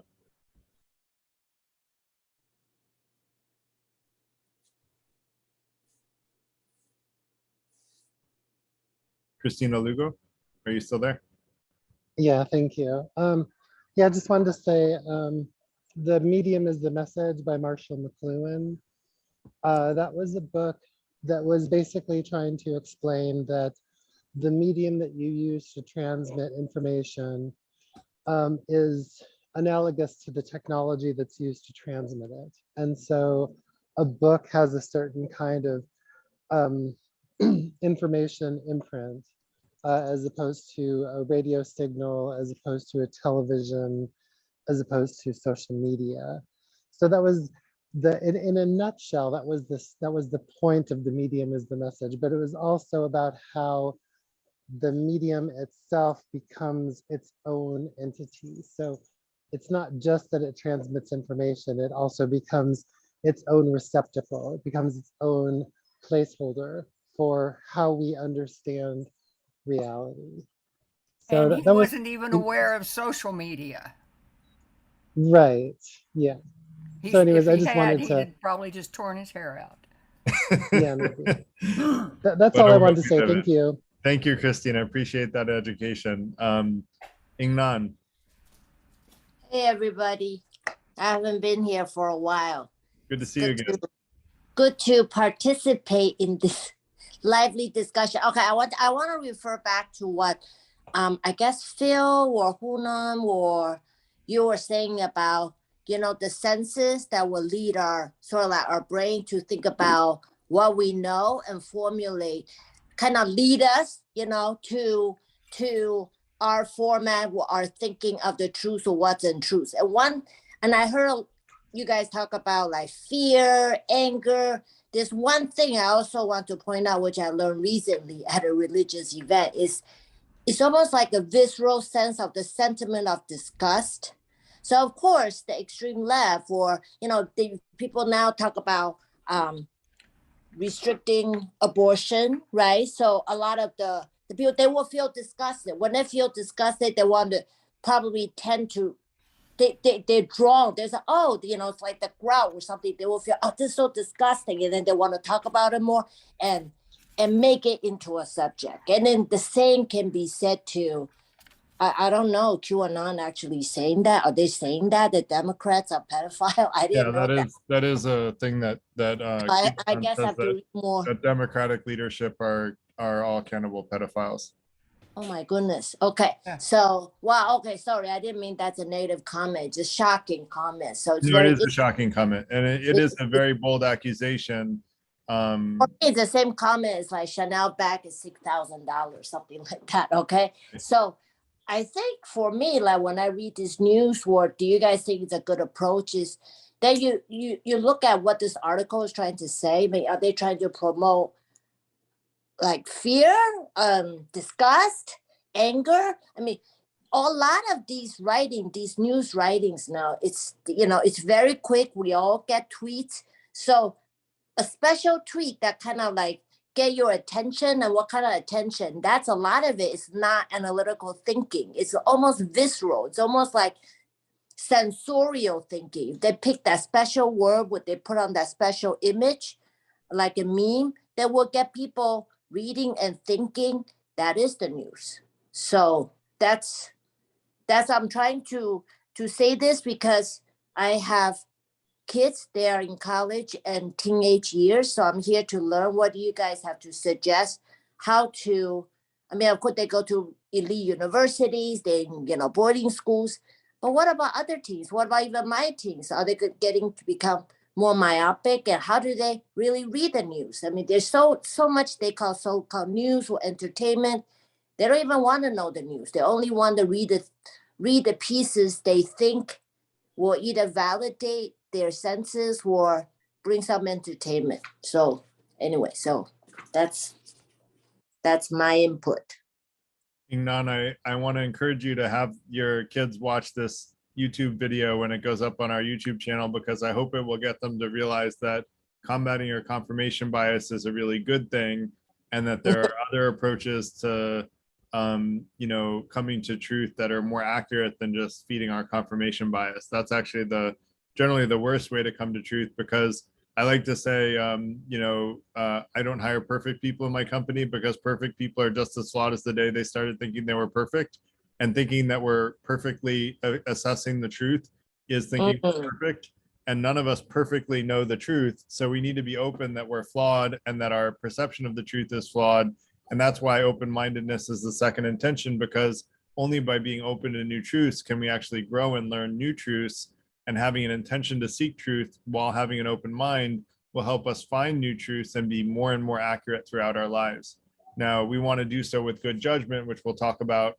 We've been on this slide for probably 45 minutes now, so I'm going to let Olga go, and then I want to try to finish this slide up. We just have one more, number 12, and then I just want to get through the other slides, and not just to get through them. I'm glad we had good conversation, but I do want to try to finish the presentation if possible. But that said, thanks for that. And Christina, you still have your hand up, by the way, if you don't mind putting it down. And then Olga, go ahead. Hi. I just was thinking, should I say something? Shouldn't I say something? But still decide to say. When I came to United States, like almost 30 years ago, one of the first jokes that I heard goes like this. If someone asks you, do I look fat in this dress? Just say no. Just say no. And it says a lot about this country and the relationship between these among people who lives here. And there was other joke. Please name number more than infinity. And answer is infinity plus shipping and handling. These two jokes said, explain me about American life much more than politics, news, or anything. We give you anything, even infinity, to make it real. Just add shipping and handling. And never make anyone uncomfortable. They don't look fat in this dress. Nobody wants to hear truth. So I'm not sure if you know, but it's real jokes. If it's truth, how much of truth? Yeah, and I personally think that humor is on the edge, usually on the edge of the truth, and say much more about reality than anything else. Thanks. Great. Thanks, Olga. Yeah, and that comes back to the polite and honest conversation we had, is that someone who can be honest and polite is, you know, more trustworthy, in my opinion, than someone who's just polite but not honest. But that said, I want to get back to flattery and where flattery can be good or bad. If someone's flattering you, you shouldn't just immediately trust them. Someone who's very ego-driven will just immediately trust someone who flatters them because they just want to be told that they're good, right? But I recommend, if someone flatters you, ask them, like, you know, questions to clarify whether or not you understand why they're flattering you, and do they have a good reason for flattering you, or are they just sort of saying superficialities that put you in a good light but are not actually accurate assessments of your strengths. If someone flatters you in a way that is pleasing to the ego but not commensurate with your accomplishments or your strengths, and doesn't accurately flatter you about things that you've done exceptionally well, then I would argue you should trust them less, because that's really someone that's trying to deceive you by feeding your ego, and you should actually trust them less when they're flattering you when it's disingenuous flattery. However, if someone flatters you with praise that actually does align with your accomplishments, that's not a bad thing, right? Like, that's a good thing, right? We should lift each other up, and it's good to recognize people's great accomplishments. And so you shouldn't just immediately discount anyone that flatters as untrustworthy, because an honest compliment is a good thing to pay someone, but you should, you know, use your critical thinking skills in discerning whether or not they're accurately assessing your strengths and complimenting you on them, or whether or not they're just trying to appeal to your ego without really an accurate assessment of your strengths. So with that said, I want to get to the next slide. Imagine that. So deciding what's fact or fiction, anything that is suspicious, that sounds like too unbelievable to believe, like at face value, I find that those things are generally not true when I fact check them. And I have fact checked a lot of them. And I see them, you know, repeated by people very frequently. And I say, oh, you know, can you give me a source for that? Sometimes they don't even give a source. When they do give a source, usually it's a politically biased source. And if I fact check it by an objective source, it often comes up as, you know, a, sorry, 1 second. Yes.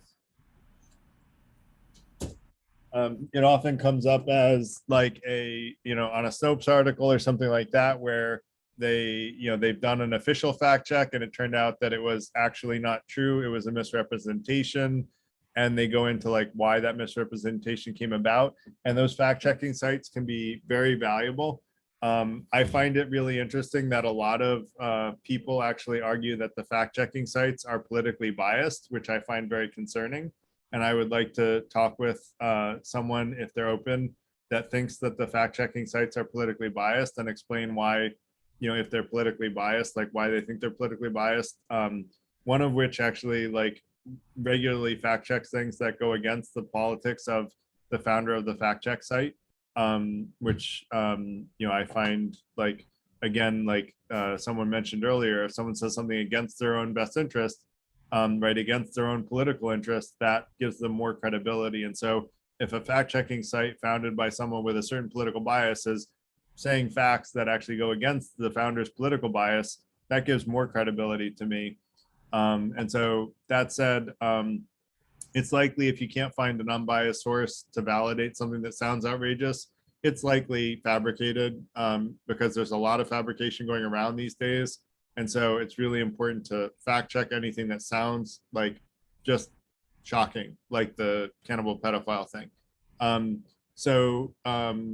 Critical thinking skills. How do we decide what's fact versus fiction? Now we've actively tried to combat our confirmation bias. We've gathered information from right, left, center, all sources that may agree and disagree with us. We've got a way to evaluate the credibility of those sources. We fact check anything that sounds suspicious, and we've discounted anything that can't be corroborated with someone that's not biased towards presenting that particular truth when it sounds outrageous. Now it's time to use our critical thinking skills to piece together the real truth. And so with that, I would say, learning how to hone our critical thinking skills is a key and something we're going to talk about on an ongoing basis in Freethinker Institute events, because it's super important and it's just not taught. And we really want, as an organization, to teach things that are not taught in academia. And so we want to teach things that are very practical in application, but help us be the best version of ourselves and seek truth. I also would say, be sure you're in a calm state of mind when you're evaluating the facts, because you don't want to come to conclusions based on an emotional state of the mammalian brain that we talked about before. You want to come to the conclusion because that's a rational conclusion that you've come to based on the verifiable facts at hand that you've come to gather from your various diverse sources. Now, examples of critical thinking skills used to evaluate the flat Earth hypothesis. Again, I kind of alluded to it earlier. If there's no pictures of the edge of the Earth, why, if there is an edge of the Earth, why are there no pictures of it, right? How can airplanes fly around the world if the Earth is flat? Like, theoretically, they would fall off the edge of the Earth when they got to the end. And if there was a conspiracy, just suppose that you got past those two and there was a conspiracy that someone was hiding this truth from us.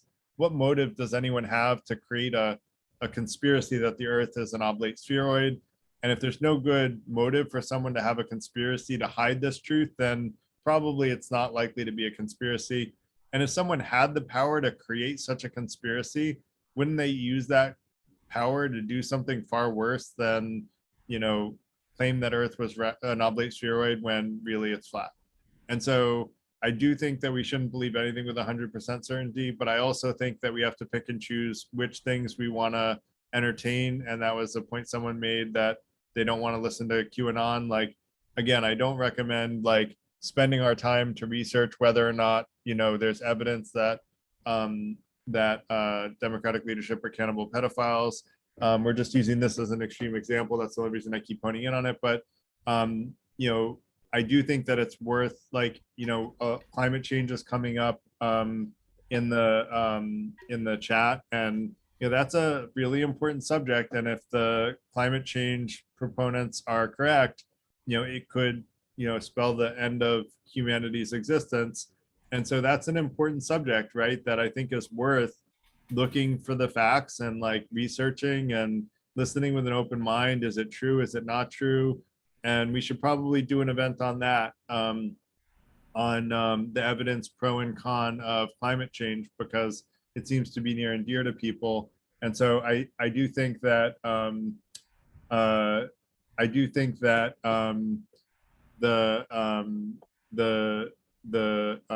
using your critical thinking skills is a key aspect of what we should be doing. So I also think that things that are super unlikely to be true are not worth spending too much time on. Although I do think that it's sort of useful to ask people why they believe what they believe, and understanding why someone has come to the conclusions that they have can be insightful and can better help you convince them that they're wrong. If you better understand their perspective and why they came to their conclusions, you can attack the root cause of why they came to believe something that seems so unlikely to be true, if you can get them to divulge that, which you can't always. So that said, why should we share our beliefs? If we have some inaccurate beliefs, sharing them will help those around us find the reasons for our beliefs being inaccurate, which is what I just talked about. Is understanding someone else's perspective will help you better explain why they might be wrong, right? Because you better understand their perspective. The other thing is Shasta Nelson does a good TED talk on building friendships, and there are 3 kind of keys to friendship: is frequency of communication, having 5 positive negative experiences to every 1 negative, every 5 positive experiences to every 1 negative experience, and then showing vulnerability, which is about transparently sharing your beliefs with friends. And so, being able to be transparent about who you are and, what your subjective truths are and what you believe to be true is a key part of building friendships and relationships. And having good, healthy friendships and relationships is a key part of longevity and happiness. And, if we can live a longer and happier life, what's wrong with that, right? That's a good thing. So, I would say, again, we all inherently want to know the truth. And so I hope that, following the advice from this presentation and from everybody's comments from the evening, which I think was very in line with this presentation, at least I didn't hear anything that was totally out of line, although someone gave a great point that number 8 should be number 1 in this list. And I'm going to change that in the presentation. So you'll see that when I post it to the online community. So I also like to create sometimes a summary slide. And so this is kind of our summary slide: is use the first intention to seek truth and be the best version of yourself. Use the second to so that you and your friends can share your ideas transparently. Seek sources of truth with an open mind, especially those that may disagree with you. Look for authoritative sources that to find subjective truths that know what that person's subjective truth would be. And then gather information about all commonly held perspectives around objective truths and look for the credibility of the source based on the trust factor. Then fact check any suspicious facts. Use your critical thinking skills to piece together the truth from the facts that are verifiable and likely to be true. And then evaluate how likely those facts are to be, how likely the conclusions are to be true, and really believe those that are very likely to be true. And then transparently and actively share what you believe is the truth along with why you believe it with others, so that when you're sharing the truth, you're sharing a well thought through perspective of the truth rather than just something that sounds so incredible that I might as well share it with everyone without fact checking it. Because that latter one gets us into a lot of trouble and is why fake news is spreading faster than real news. So with that said, that's kind of the summary. I welcome additional questions. I would love to know whether this was helpful, whether it was fun, and we'll have another discussion about theoretical knowledge and how it's only valuable as you apply it in your daily life. And I would love to know whether or not anyone plans to apply any of this in your daily life. Oh yeah, absolutely. Totally. Great. Phil, go ahead. Yeah, I have a comment about the flat earth theory. Yeah. In some sense, depends how you parse the question. I kind of support it in this sense. Of course, I do not believe the earth is flat objectively. But, there are different measures of truth. One is correspondence. The other is coherence, that it holds together with other facts and other truths. And one is a functionality. I often think, in fact, most of the time I think the earth is flat in terms of functionality. I behave as if not the as if is important. The world is flat because it's just easier for me to maneuver through the world rather than thinking about being upside down if I'm in Australia. I mean, I understand gravity, but as if makes the functional operation. So you got to be careful if somebody is supporting this, because it just makes life easier to calculate, because we've always lived in a world that's flat in terms of our behavior and function. And that's okay. And only when you get to some extraordinary circumstances do you have to think in terms of planets moving and all that. So you can't just have a simple fact-oriented thing, because there is a thing that, oh yeah, this actually works for my life. So in that sense, you got to be careful about the dimensions of truth. Thanks, Phil. I do think that truth is something that needs to be carefully evaluated. And I would argue the more important the truth, the more carefully it needs to be evaluated.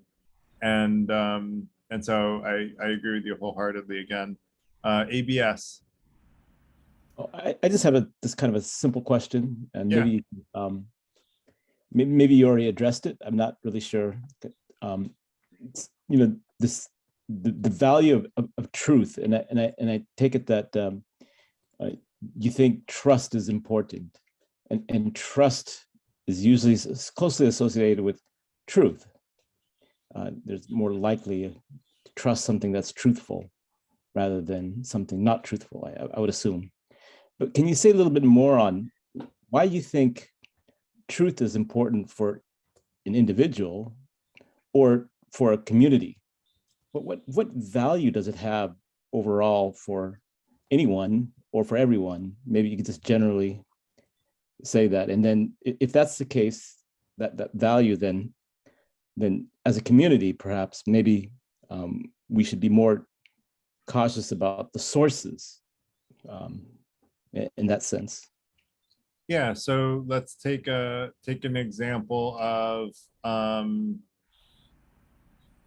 like something that first, as far as why truth is important for an individual, I would argue that I sort of alluded to this earlier. I would say that the more accurately we can discern truth from falsehood, the better we can predict how our actions will be received. Because if we're more aligned with truth, just take as an example, if I'm like, see me more. Busco de mami, princesa. Like if I'm at a lake, right, and I look at the ice on the lake, and I try to decide whether or not it's thick enough for me to walk on, and I think, yeah, it's plenty thick to walk on, and I just jump in there, I could kill myself, right? And so that is an example where I would win a Darwin Award for getting the truth wrong. And so that's just one example, but I would say there are many other examples of varying degrees, and the further we veer off from truth, the less effectively we can navigate our lives, up to and including causing death or pain and suffering to us and those around us. And so I would argue the more closely we are aligned with both objective truth and subjective truths, right? If we know what the people around us care about and is important to them, which are their subjective truths, we can help them better achieve their goals, which I'd argue, if we help people around us better achieve our goals, we'll have another talk another night about altruism and what I try to talk about as like a healthy altruism. If we help other people achieve their goals, they're very likely to help us achieve our goals. And so it can actually be in our own best interest to help other people achieve their goals, because they will in turn very often reciprocate. And so I would argue being aligned with truth, both subjective truth and objective truth, helps us navigate the world and increase our sphere of influence so that we can increase happiness and decrease harm more effectively in the world. So that's why I would argue that both from an individual perspective as well as from a community perspective, being aligned with truth will ultimately have the effect of being able to increase happiness and decrease harm.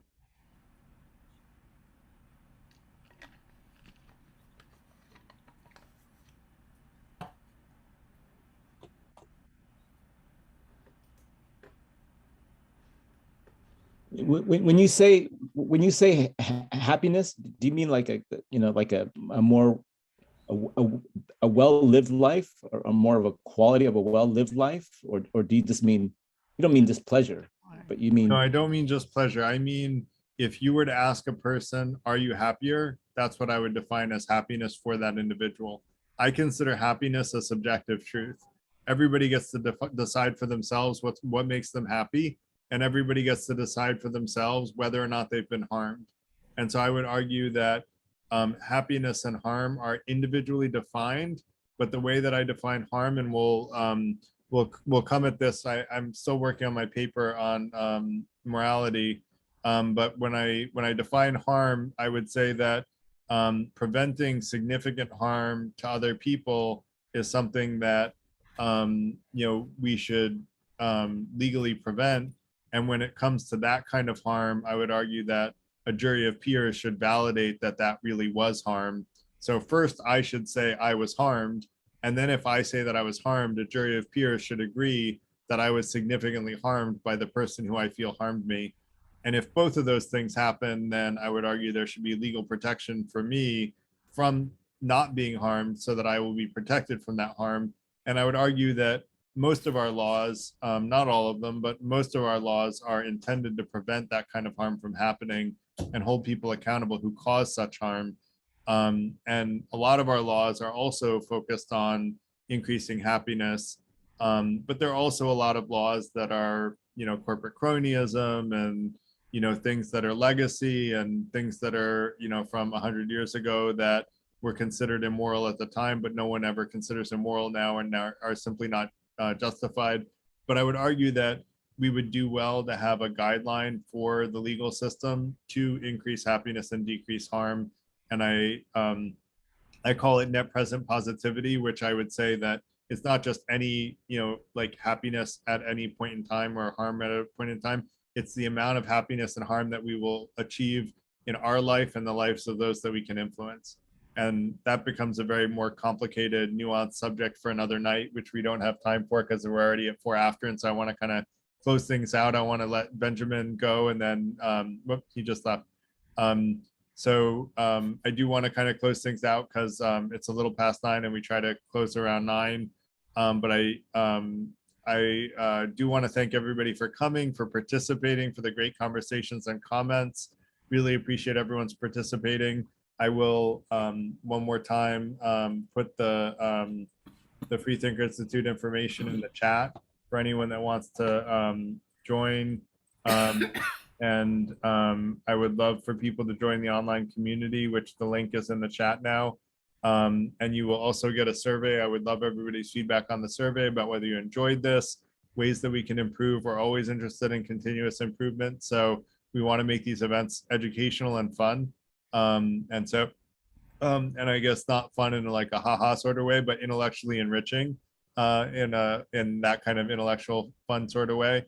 And so hopefully they can be both, but the primary goal is to make them intellectually enriching. And so and that we want to add value to your lives. That's the whole reason that we're doing these, is to add value to people's lives. And anyone that has topics they're interested in, feel free to reach out to me about those. I'll put my email in.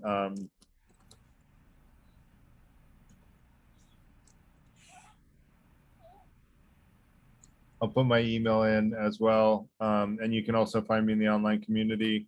And so would just want to thank everyone again for coming, and hope you all have a great rest of your night.